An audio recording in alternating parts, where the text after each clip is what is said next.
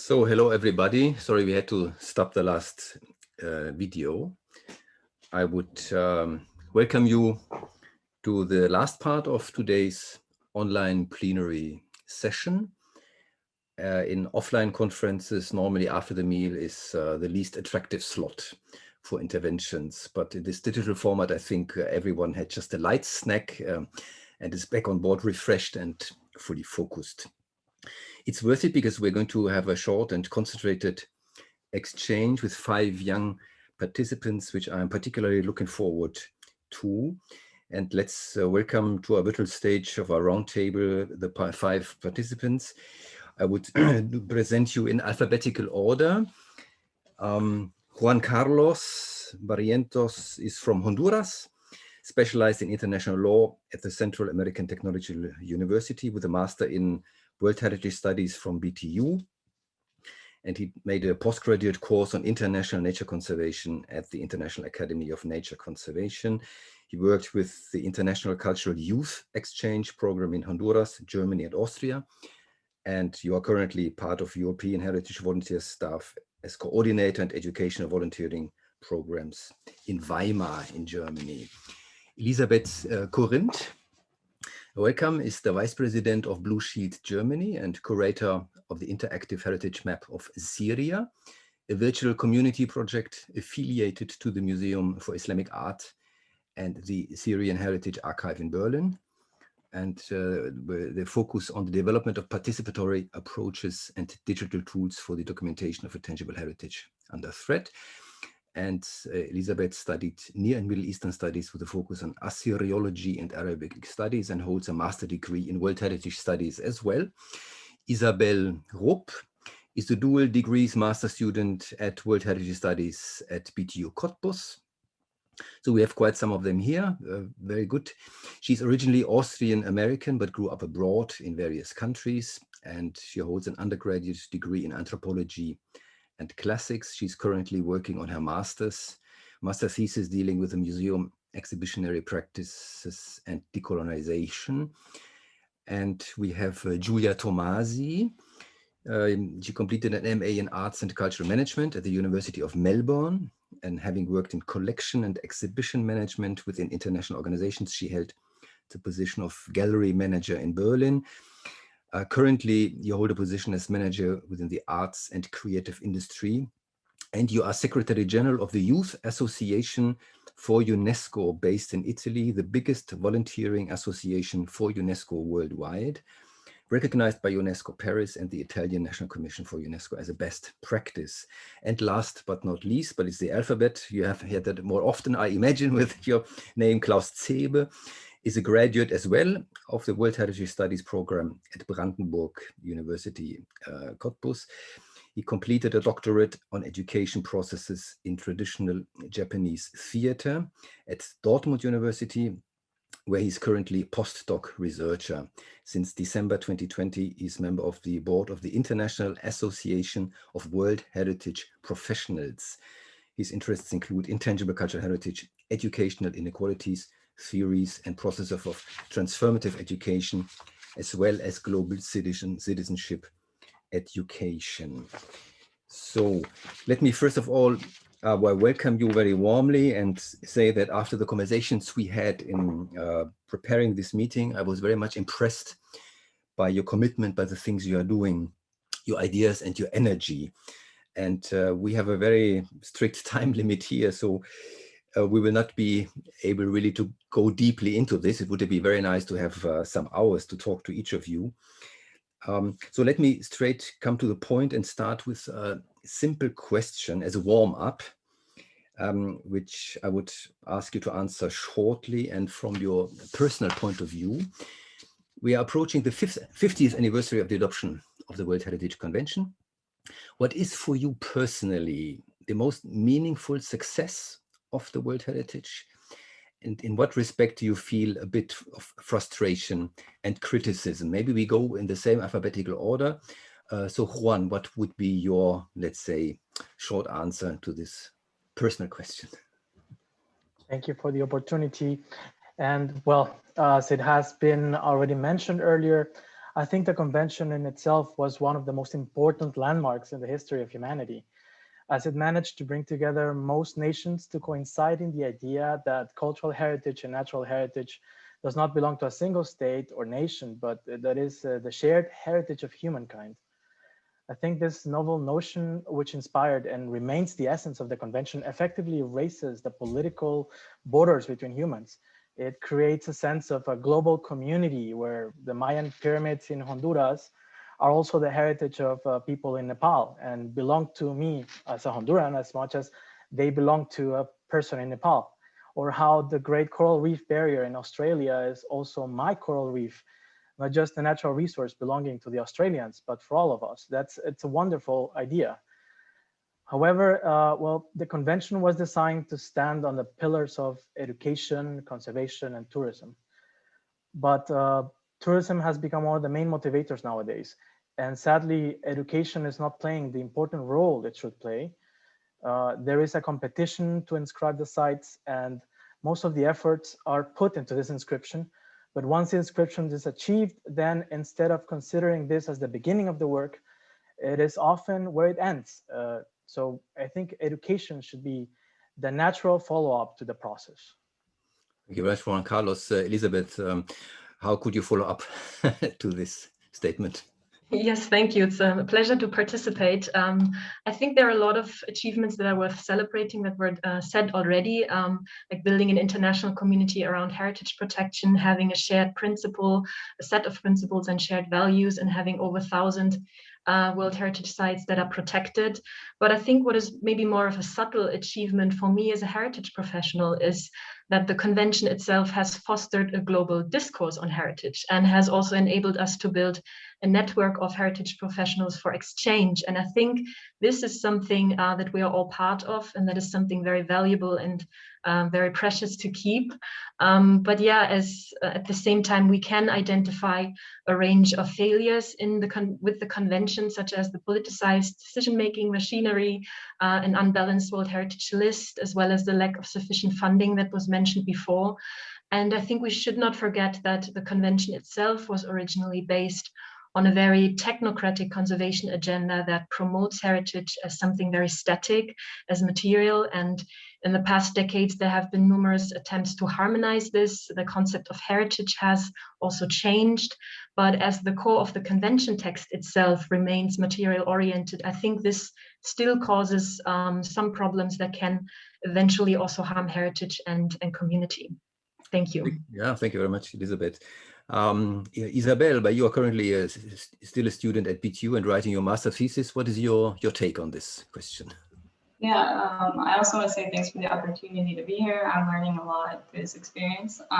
But so, yeah, one of the greatest achievements of the World Heritage Program, in my view, is the positive public image it's fostered around heritage protection. For example, my own motivations for studying heritage at BTU were the World Heritage Center curriculum and the fact that I was inspired by UNESCO's work and the World Heritage Program's purpose.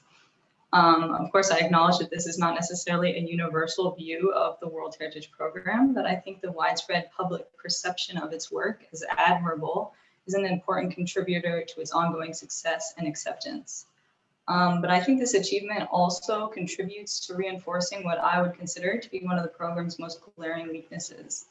The fact that the ideas that it espouses and its modalities of operation have become somewhat reified and rigid to change.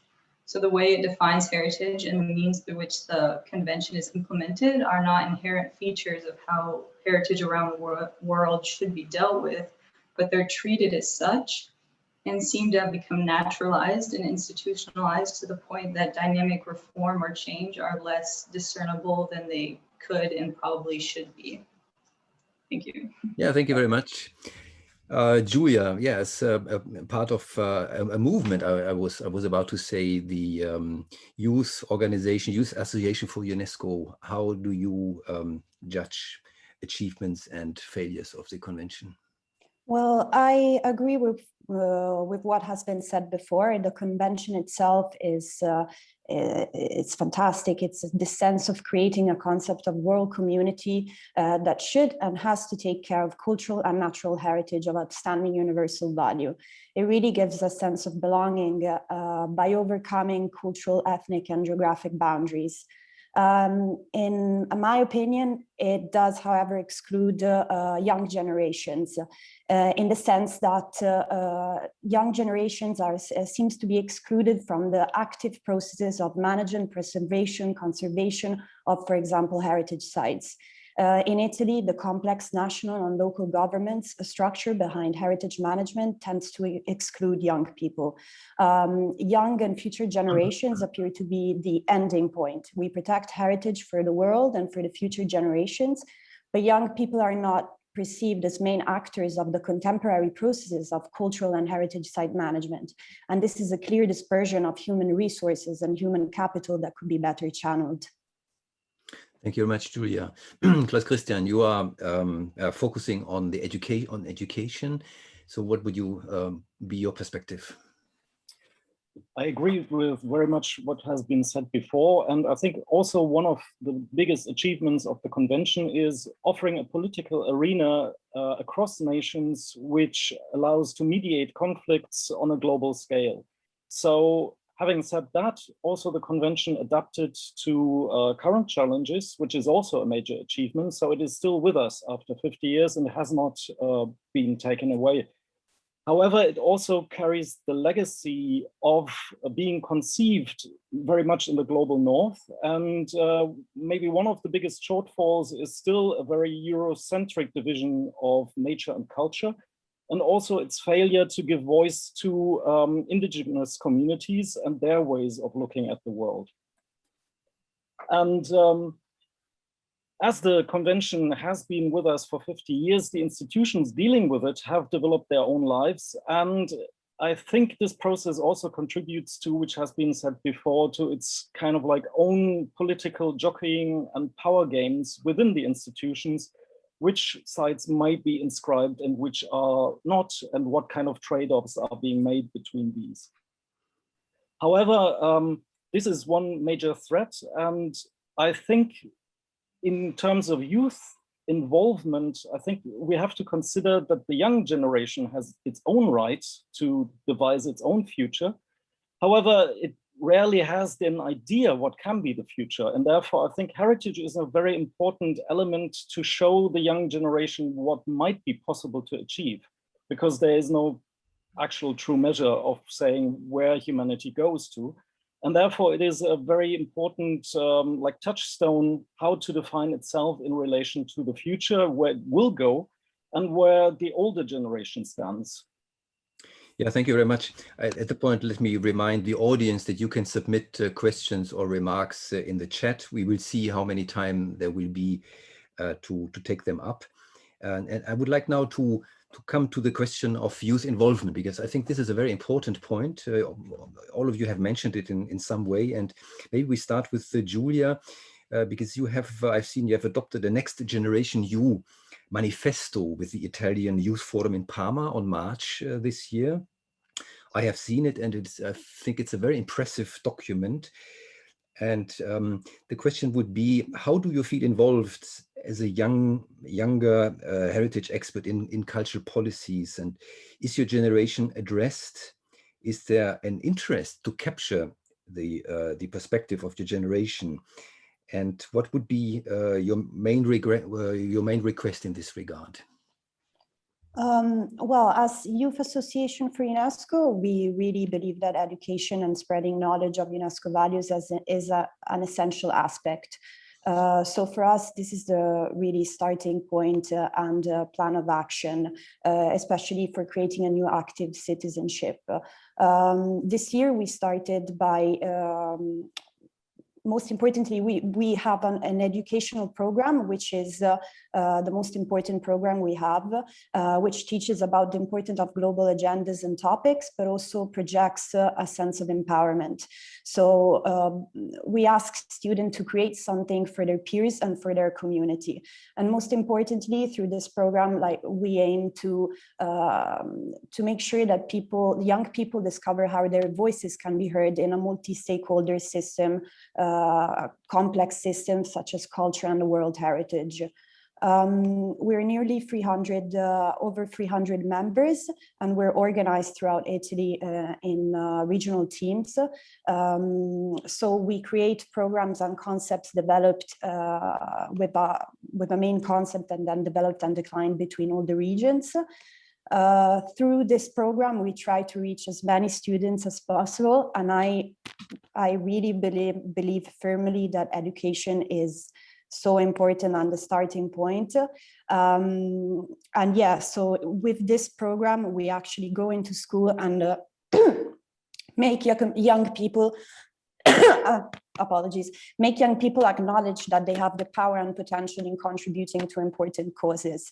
And by doing this, the whole society can benefit from it. Education is therefore always a major asset, not only for me, but in general for the Youth Association, the Italian Youth Association for UNESCO. However, we, as previously said before, the job market always seems a little behind, right? So this year, as you said, we started gladly another approach, which is organizing technical tables composed of young experts, members of the association, in the creation of the strategic proposal to consign to the government. So this year specifically, we worked on 4 technical tables: school, culture, food, and cities, working on proposing some operative approaches for the recovery fund, which was gladly well accepted by the Italian government. This is an example of how we try to include young people, youth participation and community outreach by, in this way, empowering them. So this is definitely two actions that we're trying to do: focus on education and focusing on giving space to young members of the association to reach out to the government through us to make some plan of actions regarding culture, regarding school and education, and other important topics. However, an important note is that obviously there should be more national and international frameworks for official youth participation at decision-making tables. This should be a methodology that should be applied overall. Thank you very much. What you do is very impressive, and I think it would be a best practice for other countries. And maybe when we continue with Elisabeth, there is always the question for me: how serious is the commitment which is asked by young people? Isn't not sometimes only symbolic? But you are working on a concrete project with the Syrian refugees in Germany. This is particularly challenging, obviously, in the current context. What are your experiences here with the involvement of this exiled community, and what can you do to help them to maintain links to their own heritages? Well, thank you for the question. I think I would like to tackle this question first from a conceptual point of view, and then look at it again from the perspective of Blue Shield Germany, because if we want to find out how to improve community involvement, I think we need to better understand who our community actually is. Because the World Heritage System has increasingly addressed the importance of community involvement, but it has not given a clear definition of community. And it somehow it assumes that there is the existence of a community that can be very clearly defined and then included into a management system. But if we really go into the technicalities of the question and ask who belongs to a community, which necessarily also raises the question of who doesn't belong to a community and who has the right to decide that, then we are faced with very, very difficult questions that confront us also with a very controversial and exclusive notion of community that it can be entangled with. So I think in order to improve participation, we need to look at criteria of inclusion and diversity, which we are of course doing in the Syrian Heritage Initiatives. So we do not need to look at the people we are already including, but the ones we are excluding.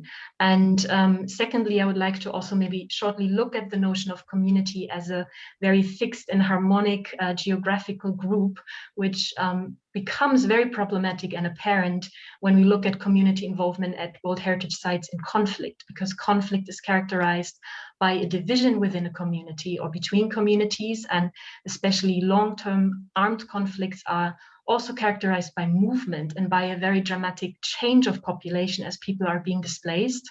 So there is a fluctuation of local community which disrupts the social life that was there before the conflict. And also from a heritage perspective, of course, we see a loss of expertise on the ground that needs to be responded to.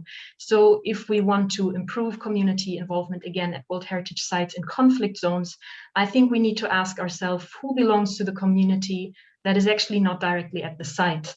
And I want to just stress this issue of displaced communities here, because it is just not a temporary thing anymore.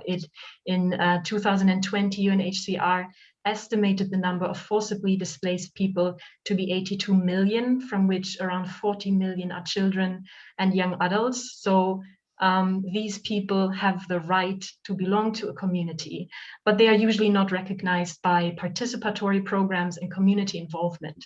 But they are important carriers of knowledge and expertise needed to protect World Heritage Sites. They are important advocates for their heritage worldwide, and they can play a very vital role in safeguarding measures. And I think in the case of Syria, we have seen numerous initiatives and grassroots community projects that have been initiated by Syrian heritage professionals from abroad, and that have played a key role in documentation, in raising awareness about heritage under threat, and also supporting local communities on the ground. So if the World Heritage System can strengthen these ties and networks and can include these groups of people, especially youth, in a way that they are not competing with each other, but complementing each other, I think we can move away from a very material-focused safeguarding effort to a holistic and sustainable approach of community involvement that also includes and values the most vulnerable parts of community that are, of course, the community that is shattered around the world. Thank you. Yeah, thank you very much.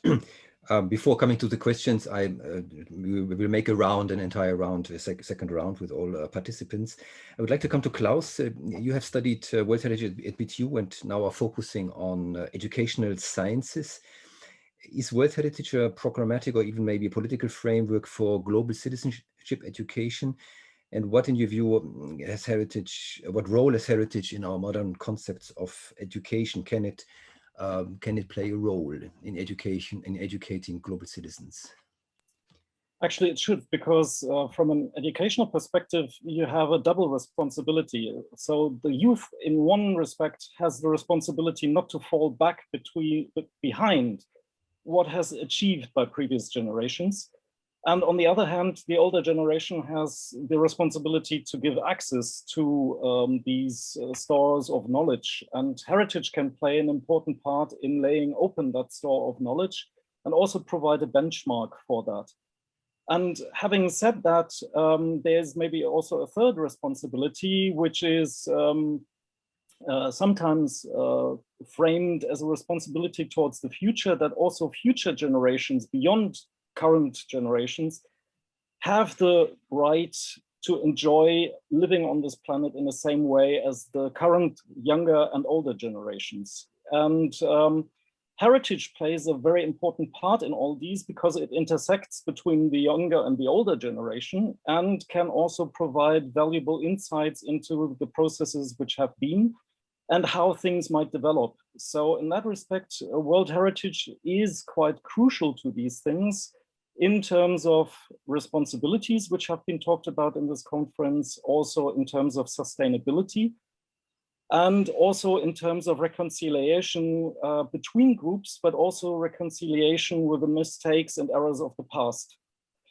That might not be present in all the sites, but the sites, because they have been preserved by the older generation, are important enough to provide some kind of, yeah, I call it touchstone, which is something where the different generations can actually convene and transmit vice versa their different perspectives on it. And as Giulia already previously said, the young generation has to have the right to inscribe their own meanings in stories because they're going to carry the future in that respect. Mm-hmm. Yeah, let's come back a bit to the question of youth involvement, which is a very, very complex issue, I think, from my own experience. Isabelle, you are currently a master's student at BTU. And how do you think could students, universities, academia contribute to make a better use of heritage? I don't know, for sustainable development, community involvement. And is that sufficiently addressed in your studies? I shouldn't ask this because I'm now a visiting professor there, but do you think that at the university, the studies you make give you sufficient tools to understand these complex issues and to get involved? I guess in my experience, a lot of which, I mean, it's natural, but a lot of studying is like very theoretical. And so I would say that we don't get as many practical tools that we probably should, or that eventually we learn through doing, or, you know, like having a job in the field. But I think we're exposed to a lot of ideas, and so we can like pick up on things that maybe further down the line we will then have the tools to actually do something about or engage with in a way that makes sense professionally.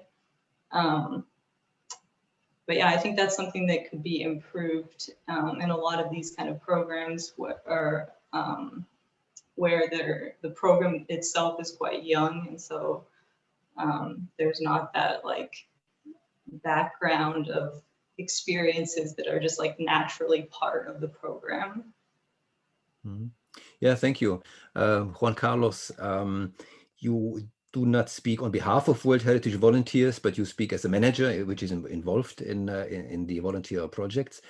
What is your experience, concrete experience with the involvement of young people in these activities?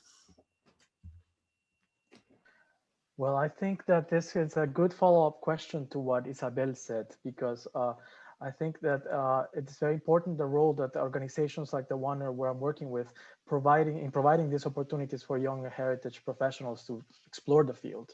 So, for example, speaking about the World Heritage Volunteers Initiative, this is a worldwide campaign that's started by UNESCO that seeks to foster youth commitment towards World Heritage and providing this projects that include concrete awareness raising and hands-on activities on the sites and the opportunity to interact with people who come from the same background in heritage interest, enthusiasm, and to get these practical experiences. But the campaign, for example, is organized by and implemented by on the ground by different organizations, which are linked together by the campaign. I have been involved with the World Heritage Volunteers campaigns for several years now, through the organization called European Heritage Volunteers. So this is an organization based in Germany and is one of these implementer organizations uniting a wide network of international partners, local heritage activists, heritage institutions, and community stakeholders at heritage sites, organizing and implementing volunteering projects at World Heritage sites in Germany, and also through the network of partner organizations, also supporting the organization of volunteering projects in other sites in Europe.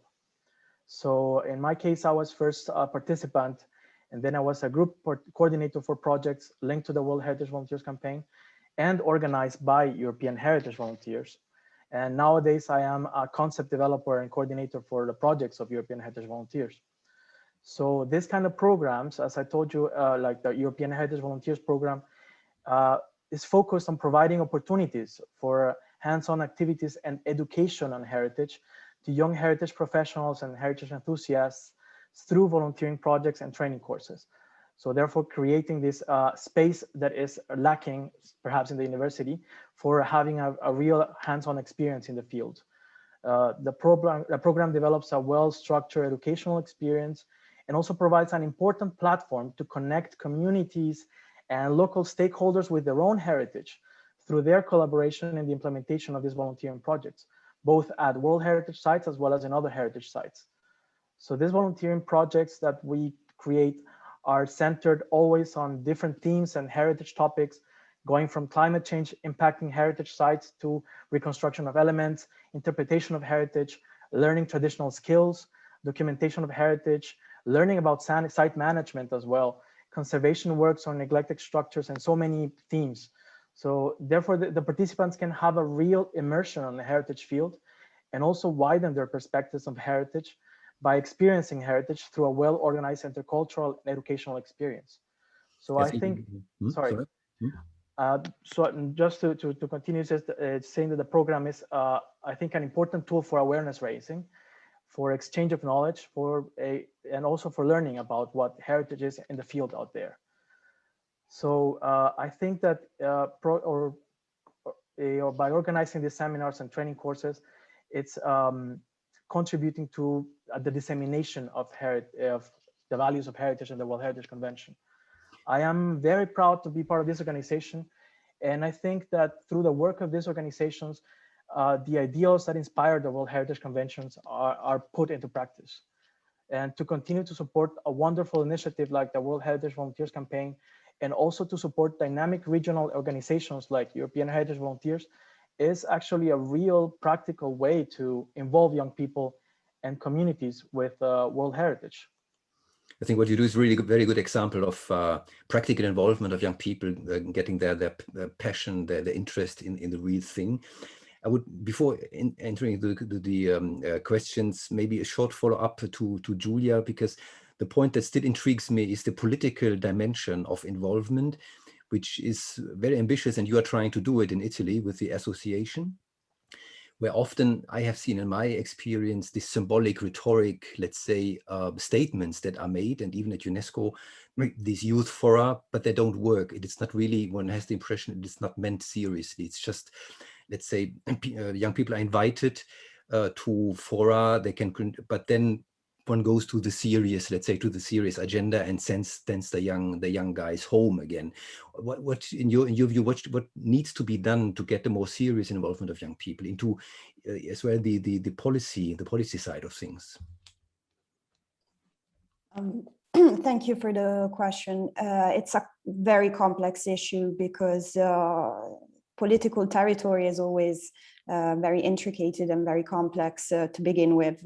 As previously said, obviously having a framework, an international framework applied to member states in which young people are invited to technical tables, not because they organize it on their own and then present what is done to the government, but as a side arm of the government itself, officially, because I think there are some realities in certain governments that work this way. In Italy, we have one, but officially recognizing this process when it comes to culture, but also environment, sustainability. Yeah, this is important. For the moment, what can be done is and this is why I really believe in education, like giving people and young people the tools to then go and develop something and present it, and having and knowing that they can do this and have the power and the knowledge to do it, and be part of creating something that is better for the future overall, whether it is a technical approach or whether it is something bigger. So for the moment, we need to start on our own in actively promoting and networking between each other, especially youth associations, youth realities, network between each other, and then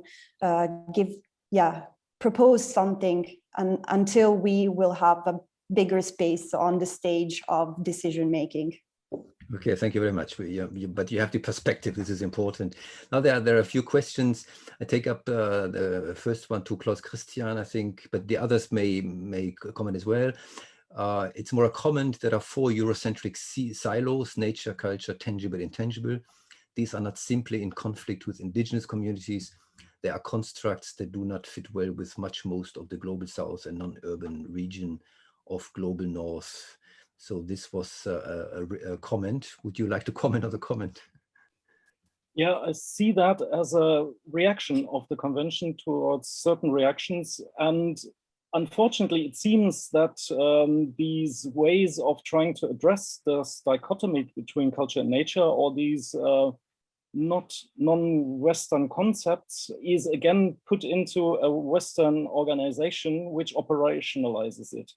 So I think these silos might have been trying to address these problems. However, they aggravate it now because the institutions work it in their different ways. So I think the problem is aware of, and from the perspective of the association, it is more or less trying to find local ways of involving people and trying to broaden the horizon towards voices which are largely unheard. And I think like that might be a way of strengthening civic society and forming coalitions which might develop sometime political pressure in order to feed into the institutions on the state level. Yeah, thank you. There was a question, I think it will come to Juan Carlos, a remark to what you have said. The remark is that today's level of tourism was not anticipated in the 1972 convention. It did not exist at that time. It arrived later, and commodification likewise. So this was, I think, to your criticism of, let's say, the focus on tourism and commodification. What would be your comment? Yes, this is something related to also what I said, that the convention was not originally conceived to be focused on this topic on tourism. It was built actually more to be focused on education and the awareness raising on the protection of world heritage. So this is something that evolved on the side, and this is something that, as Giulia was explaining afterwards as well, has become one of the main motors impulsing right now the World Heritage brand, basically. So, and this is something we should also then now think that if in its essence the convention was conceived to promote education about the protection and the necessity of protecting world heritage, then this should be, we should return to this focus because that it's in the essence of why and what the World Heritage Convention was created for. Yeah, there's a comment for Elisabeth. The notion of homogeneous communities is top-down / artificial / time-dependent and very fluid in both space and time. This is a remark that came for your intervention. Yes, I think I cannot agree more, actually. And I think that's what I was trying to point out by saying it's a very problematic notion, a very problematic concept. It is a concept. It's not, community is not a thing. Communities are very complex. They are constantly changing and they are deeply intertwined. Sometimes a member of a community may not even like each other. So I think we need to better understand what we mean by that when we speak of community involvement. And that's why, yes, agree totally with what has been said in the comment. Okay, then we have a last one, which would go to Isabelle and Giulia. So we had questions to all of you. How should young people be educated, when, where, by whom, to be capable to manage, receive, and use the message coming from various heritage types? What do you think? Isabelle, maybe you would like to start. How should young people be educated, when, where, by whom, to be capable to manage and receive the message from heritage? Well, I don't know if I can answer all the when, where, all those parts, but I think if we, or if the emphasis, if there was a stronger emphasis on heritage interpretation, there wouldn't really need to be this kind of formal education process, because people would be involved and engaged, from a, I don't know what the exact word is, I'm sorry, but it would be a much more natural or organic process, because they would be these places would matter to them, and they could also be involved in the interpretation if that was a style that was used or whatever. But so yeah, I think if we look at it not as fixing something, a deficit, but rather as If from the beginning these places were like theirs and their own, then that education process wouldn't even be necessary in a formal sense. And Giulia? I think that there are a lot of associations like the Italian Youth Association, Juan Carlo, and even Klaus were talking about how education has been prioritized by youth organizations or organizations set apart, independent. Both there are, I think, exceptional courses at universities. So a lot can be improved, but a lot is also being done. So specifically, there could be also more attention to what a civic society is and what culture in the broader sense, and some aspects of the convention could be studied in school as part of creating a global community, which is quite essential in a way of caring for each other, not counting geographical boundaries, ethical and ethnic. So there is a lot to be done. In my opinion, there is also, as said before, too much dispersion of this education in terms of where do you channel these competences, like when people specialize and learn a lot about this, where can they apply this?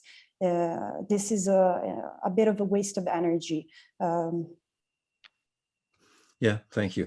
But we have already come almost to, but we have to think of the closure. It's really a pity. It would be nice to sit together in a room. I think I may say that for everybody, although that would imply some traveling, but and to have more time and really go deeper into these things. There would be so much to say.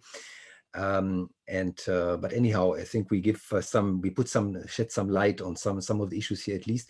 I would like, nevertheless, have a statement from all of you, from each of you, at the end, a finishing statement, because 50th anniversary as well means you look out somehow to the next 50 years.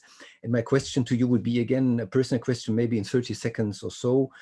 What would be your main expectations or hopes or requests for the next 50 years of the World Heritage Convention? Maybe go the other way around. Klaus, would you start? Maybe to put it like the Lakota, maybe not think of just 50 years, but for the next coming 7 generations. So that would make maybe 200 years to ensure living peaceably and sustainably on this planet. Okay, that was even not 30 seconds. Thank you. Isabelle? Yeah, I think one thing that's important is that it's also kind of time to reconsider, or at least reconfigure, some of the core concepts that were introduced or defined by the convention, and then also through the working out of its implementation. But that have since become problematic and kind of ineffective in their usefulness as guiding ideas. So I think the foundational concepts of the convention should be updated to reflect contemporary understandings of heritage, and also to reflect the paradigm shifts happening within the broader heritage sector. Yeah, thank you. I take them now in the sequence of the pictures. Juan Carlos, you're next for me.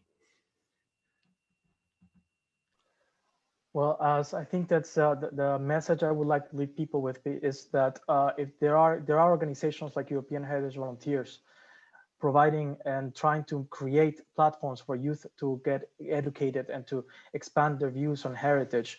And sometimes, as it has been mentioned also by other panelists, this comes from this civil society organizations doing this work that should be more supported by the larger structures of UNESCO and all in general. More support is needed, I think, for developing and helping grow these organizations, and to continue to provide these platforms for youth and young heritage professionals. So in the end, I think that this is a very valuable tool that should be acknowledged and should be more supported on the wider spectrum, I think. Thank you. Elisabeth.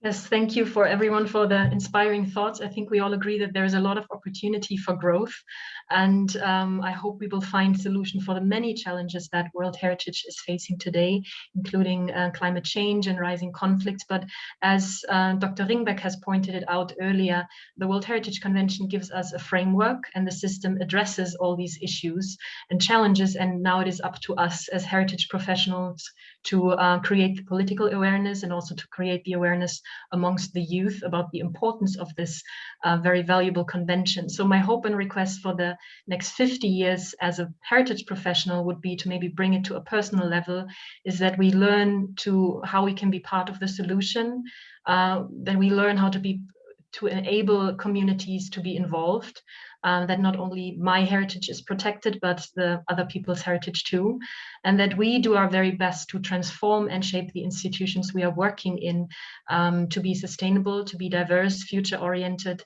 and inclusive. Very good. Thank you very much. Giulia. Thank you. I also wanted to say that it's been a wonderful meeting and listening to all of this discussion and opinions. It's really interesting, and I hope we can find ways to collaborate even further, you know, which is helpful for everyone. To answer the question, the hope for the global scale, let's say, is that the convention promotes even further this incredible sense of belonging and caring for world heritage.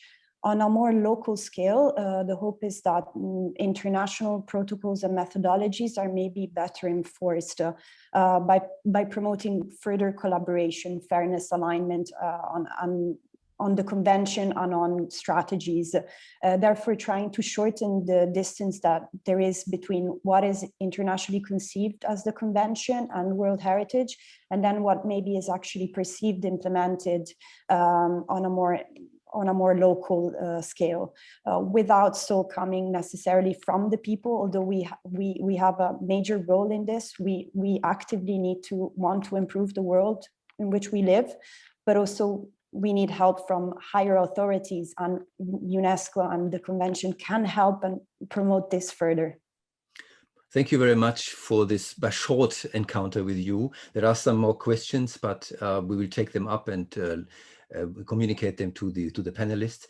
Thanks to Giulia, Elisabeth, Juan Carlos, Isabelle, and Klaus Christian. It was a great, short, but very great discussion, really very inspiring and excellent thoughts, really.